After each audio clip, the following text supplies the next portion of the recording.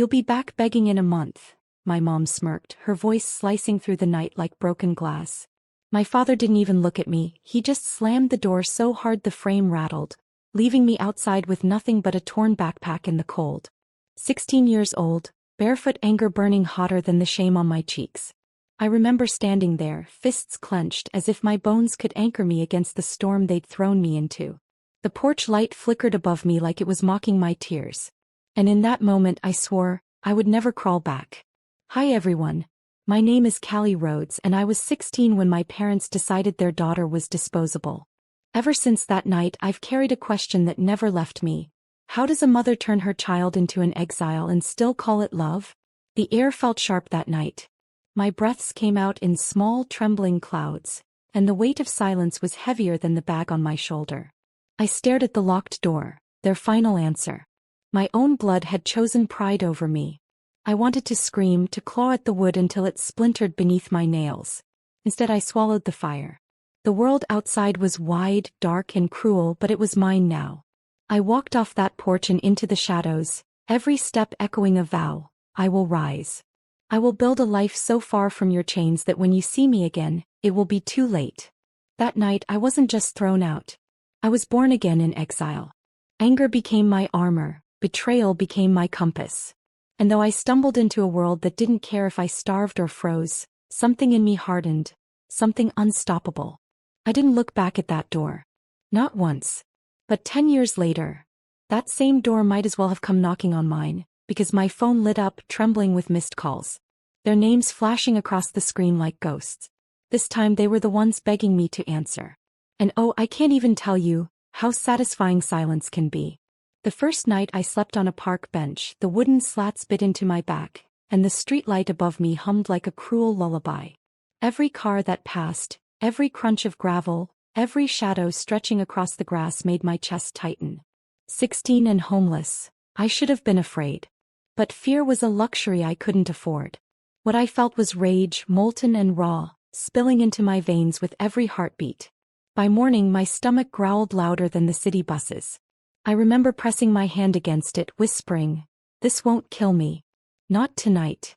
Not ever." I found a shelter 2 blocks away. The lady at the front desk looked me up and down, her eyes catching on my cracked sneakers, the dirt streaks on my jeans. She didn't ask why I was alone. She just slid me a blanket, and in that small gesture, I learned strangers could show more kindness than my own blood. Days blurred into weeks. I washed dishes in a greasy diner for tips, my hair pulled back with a rubber band I found on the street. My classmates went to prom in dresses and tuxedos while I stood behind a counter, counting coins sticky with syrup. But with every plate I scrubbed, I repeated a silent mantra. This is not my ending. This is my training ground. I devoured library books like meals. Finance, law, business. Subjects no one thought a runaway would care about. I cared. I cared because knowledge was my weapon, and every page turned was a bullet in the chamber. My hands cracked from soap, my back ached from hours bent over sinks, but I held on. I wouldn't beg. Not them. Not ever. There were nights I'd lie awake in the shelter, listening to the snores and coughs around me, the air thick with despair. And I'd whisper to myself, one day they'll see me. One day they'll regret the night they slammed that door. And here's the thing about hunger. It doesn't just make your ribs visible. It makes your ambition ruthless. Because while they thought they broke me, I was sharpening myself in silence. And 10 years later, when their calls filled my phone like a siren, I couldn't help but smile. The storm they unleashed had finally circled back. The first real break came when I was 18, wiping down tables at that same greasy diner. A man in a navy suit watched me work, the kind of man whose shoes clicked against tile instead of squeaked like mine. When the lunch crowd thinned, he slid a business card across the counter along with his untouched coffee. "You've got grit," he said simply. "Most kids your age would have quit by now. If you ever want something bigger, call me." I didn't trust him. Why would I? Men in suits didn't hand out lifelines to girls with frayed sleeves and dollar store notebooks. But that night, under the buzz of a shelter's broken fluorescent bulb, I turned the card over and over in my hand. His name was embossed in gold. Elliot Graves. Something inside me whispered, what if this is it? What if this is the door you've been waiting to kick down? I called. And that call became a meeting. That meeting became an internship. That internship, my battlefield. I worked harder than anyone else. Coffee runs turned into spreadsheets. Spreadsheets turned into late-night strategy sessions where I asked questions nobody expected a kid from the streets to even think of. Elliot saw it. He saw me. Not as trash, not as a runaway, but as someone who refused to stay broken. By 21 I was making more than both my parents combined. By 23 I had my own apartment overlooking the city skyline, with floor-to-ceiling windows that reminded me daily. This is what survival looks like when you refuse to crawl back. But success isn't silent. Word spread. Old friends from high school appeared in my inbox, suddenly remembering my name. My parents? They stayed silent. For years. Until the night my company closed its biggest deal. The night I stepped onto a stage, cameras flashing, reporters shouting questions. My phone buzzed. First one call. Then 5. Then a dozen. All from numbers I once erased from my life. Dead. Home. They hadn't spoken my name in a decade. But now suddenly I was worth dialing. I let the phone ring out, the sound vibrating against the glass table like a ghost knocking. And in that silence I realized something bone deep.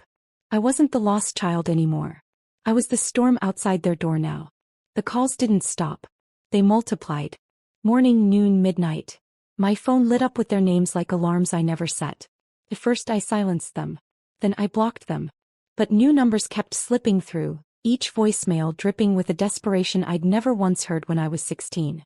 Callie, it's Mom, we just need to talk. Please. Sweetheart, it's your father. Things are complicated. We could use your help. Don't ignore us. Family is family. Family is family. The same family that tossed me onto the street like spoiled leftovers. My jaw tightened every time I replayed that line.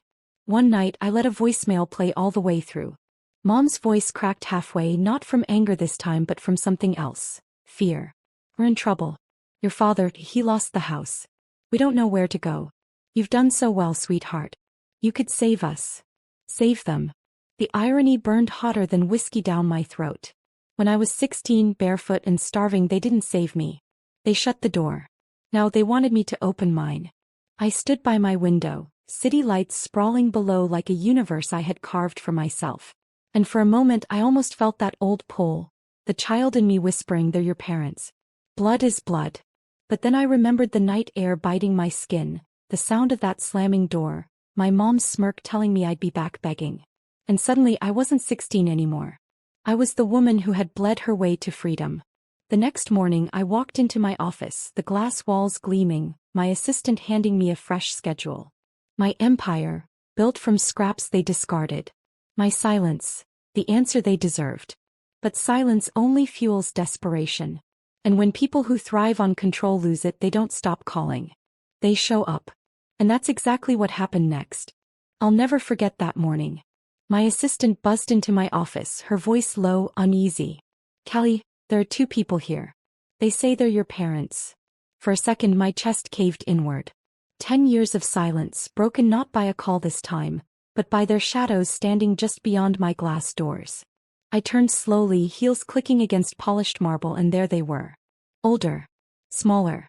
My father's once broad shoulders hunched, his tie loose like it had given up fighting. My mother's eyes darted nervously around the office, her smirk nowhere to be found. Instead she clutched her handbag like a life raft. Callie, she whispered as if my name might still belong to her. I let the silence stretch until it hurt. My staff pretended not to stare, but their reflection in the glass caught everything. 2 broken people begging at the gates of the daughter they'd discarded. Finally I stepped closer, my voice calm. Too calm. You're standing in my office. 10 years ago you threw me out of yours. What changed? My father cleared his throat, but the authority he once wielded had drained out of him. We lost the house. The bank. He paused, swallowing. We thought maybe you could help us. Just until we get back on our feet. Back on their feet. The same feet that had kicked me out onto a sidewalk with nowhere to go. My lips curved into the faintest smile, sharp, controlled. I motioned for my assistant. Get security, I said evenly. My mother's face paled, her hand reaching out like I might still be 16 and desperate for her touch. Wait, she blurted. We're family. Blood, Callie. We made mistakes, but you don't turn your back on blood. Her words hung in the air like poison.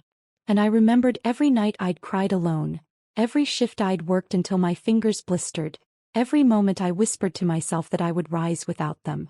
Now here they were, begging not for me but for what I had built. And for the first time in my life I realized something. Blood is not thicker than betrayal. Security didn't even need to touch them. The look in my eyes was enough. My parents stumbled backward as if the office walls themselves had grown teeth. But they didn't leave. They lingered in the lobby for hours, shadows pressed against glass, hoping I'd change my mind. That night when I finally walked out, they were waiting by my car. My father's voice cracked first. "Callie, please. We've lost everything. The house, the cars, even your mother's jewelry. We're drowning." My mother's hands shook as she lit a cigarette, her eyes hollow. The same woman who once sneered at my weakness now wore her own like a second skin. She exhaled smoke and whispered, "We have nowhere else to go. You don't understand what it's like to be abandoned." That word, abandoned, made me laugh out loud. The sound startled even me. "Don't I?" I asked. "You invented abandonment. You wrote it on my skin when you slammed that door." Their desperation spilled out like a broken dam. Credit cards maxed. Foreclosure papers served. Friends disappearing the second the money dried up. My father, once a man of iron, now confessed to begging old colleagues for jobs he couldn't land. My mother, her pride gone, admitted she hadn't eaten in days. "You're all we have left," she whispered, voice trembling. "Please, Callie, just a little help. You've done so well. We're proud of you." Proud. That word sliced sharper than any insult. Proud of what? The empire I built while they erased me? The strength I forged from the wreckage of their cruelty? I looked at them, two ghosts of the tyrants who had exiled me, and felt nothing. Not hate. Not love. Just a cold clarity. "You taught me that home isn't where you're born," I said quietly. "It's what you build with your own hands. And I built mine without you." Their eyes widened, searching for a crack in my armor, a sign I might bend. But there was none. I turned, unlocked my car, and slid inside. The glass separated us like a wall of time. My father pounded on the window once, twice, his voice muffled by the barrier. My mother sobbed, her breath fogging the glass. And as I drove away, the city lights swallowed their silhouettes whole. But desperation doesn't die quietly. It festers. It hunts. And within days they crossed a line I never thought they would. They didn't just vanish after that night. Desperation has a way of rotting people from the inside out, and my parents weren't going to let me walk away without trying to claw something from me. 2 days later I walked into my office to whispers. Eyes darted toward me, then away. On my desk sat a folded newspaper, headline circled in red. "Local parents claim daughter abandoned them in poverty while she lives in luxury." My stomach went cold. They'd sold their story. The article painted me as heartless, selfish, ungrateful. A cold-blooded success who left her poor parents to starve. My father's quotes were dripping with false regret. My mother's tears, captured on camera, looked like theater. The internet caught fire. Comment sections filled with strangers calling me a monster, a snake, a daughter without a soul. For one moment it almost worked. That 16-year-old inside me, the one they tossed onto the street, whispered, "Maybe they're right. Maybe you owe them something." But then I remembered the truth. Truth that had no ink in that newspaper. Truth etched into my bones. I called a press conference. My PR team begged me to stay silent, but silence had been my prison once, and I wasn't 16 anymore. When the cameras flashed, I stood tall in a black suit, voice calm, steady. My parents abandoned me when I was 16 years old. I slept in shelters. I starved. I built everything I have from nothing. Alone. And the same people who left me to die have now come crawling back, not for love, not for reconciliation, but for money. Gasps rippled through the crowd. I didn't waver. I told them about the slammed door, the smirk, the words, "You'll be back begging in a month." And then I looked straight into the cameras, my voice cutting like a blade. "Well, here's the truth, I never begged. And I never will. Not from them. Not from anyone." The silence in that room was louder than applause. Reporters leaned forward, eyes wide, pens frozen mid-sentence. By nightfall the narrative had flipped. Sympathy poured in, strangers sending letters of support, messages from people who'd been disowned, abandoned, betrayed by their own blood. My parents had tried to paint me as the villain, but they had handed me the perfect stage to expose them. And just like that, their reputations, once polished, untouchable, crumbled into dust. Friends turned their backs. Creditors circled like vultures. They weren't just losing me. They were losing everything. And yet, their story wasn't finished. Not until I gave it the ending they earned. They stopped calling after the press conference. Not because they'd found peace, but because shame had finally done what I never could. Silence them. For weeks I heard nothing. Their voices vanished from my phone, their faces disappeared from lobbies, their poison drained from my days. Until one evening an envelope slipped under my door. No return address. Inside, a single letter, shaky handwriting, ink blotched with what might have been tears. We lost everything. We can't pay rent. Nobody answers our calls anymore. We don't know where to go. Please. If you have any heart left, buy back the house for us. The irony was almost too cruel. The same house where my childhood ended, the same walls that echoed with a slammed door and my mother's smirk, now reduced to a plea for rescue. I folded the letter once, then twice, and set it aside. My hands didn't tremble. My chest didn't ache. The girl who once begged for their love no longer lived inside me. In her place stood a woman who had survived without them, who had thrived because of the fire they lit. And I knew my answer. I didn't buy back their house. I didn't call. I didn't return the letter. Instead, I signed the lease on a home of my own, sunlit, warm, filled with laughter from friends who had become my chosen family. People who showed up not because of blood but because of love. Meanwhile, my parents drifted into whispers. A small rental on the edge of town. Neighbors avoided them. Old friends looked away. Their names, once heavy with pride, now carried only pity. I never gloated. I never needed to. My silence was louder than revenge, my peace sharper than any blade. And sometimes late at night I'd think back to that slammed door, that smirk, those words, "You'll be back begging in a month." They were wrong. I never begged. I never came back. Instead, they were the ones left begging. And I was the one who finally walked free.